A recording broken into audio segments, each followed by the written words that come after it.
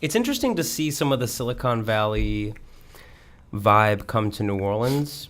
And I was definitely, that was great, yeah. at the beginning of it, saw, like you're talking about these things like the whatever, what's it called, like the Uberman sleep schedule, where you do only a certain number of hours, like this like very hardcore, at least my attribution for that is like it's a very sort of like West Coast, like startup-y vibe. Like I was kind of freaked out meeting some of the people in Idea X because they were like, oh yeah, first I worked for this startup, then I worked for this startup, and then I did this.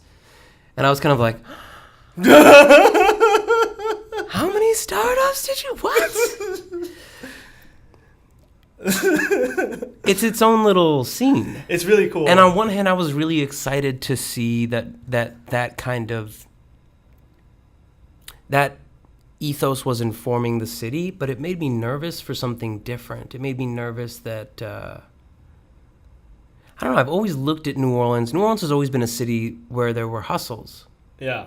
There's always been hustles in the city. Everyone is always hustling, and if you just rename it, it's entrepreneurship. Yeah. Like, it's what it is. It is, yeah. But it's not necessarily startup. Like, what they articulated to us was that the distinction between startup and small business is the way that you're trying to scale or the ways in which you, yeah.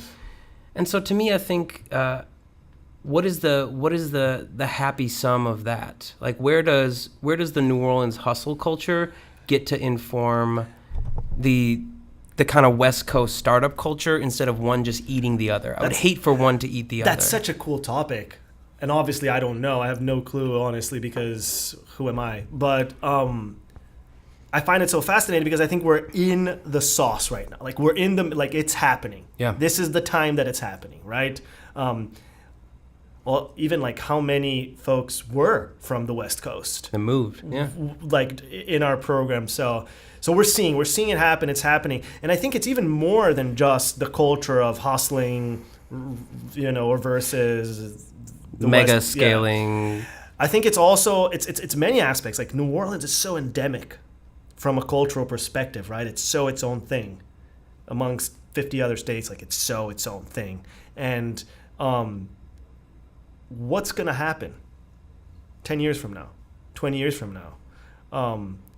Because of all this investment or everything that's happening right now, all this investment in new ventures and accelerating new ventures and bringing in different business mindsets and different types of businesses to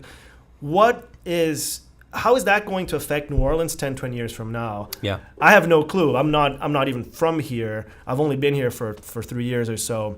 And still, I'm still figuring it out. It still overwhelms me, like how different all its minutia, New Orleans is. And but one thing I do know, like, there's an energy here, and this energy ends up sticking on you, and it's a good thing, I feel, because it's very hard for you to sustain a mindset, this work flow mindset from the West Coast, for example. When things are moving at a different pace, and when people's motivation, people's incentives are different. Yeah. People are so passionate about music here. They're so passionate about the culture here. And then you have Mardi Gras coming, and they're so passionate about the cruise and so on and so forth. Folks are more concerned with the quality of life than the quantity of their life. And so will that change, or will that predominate and create its own endemic, again, like, how does it way of approaching business? Yeah. But it's cool. It's cool to see it happening. It's interesting. If anything, it's interesting to see it happen.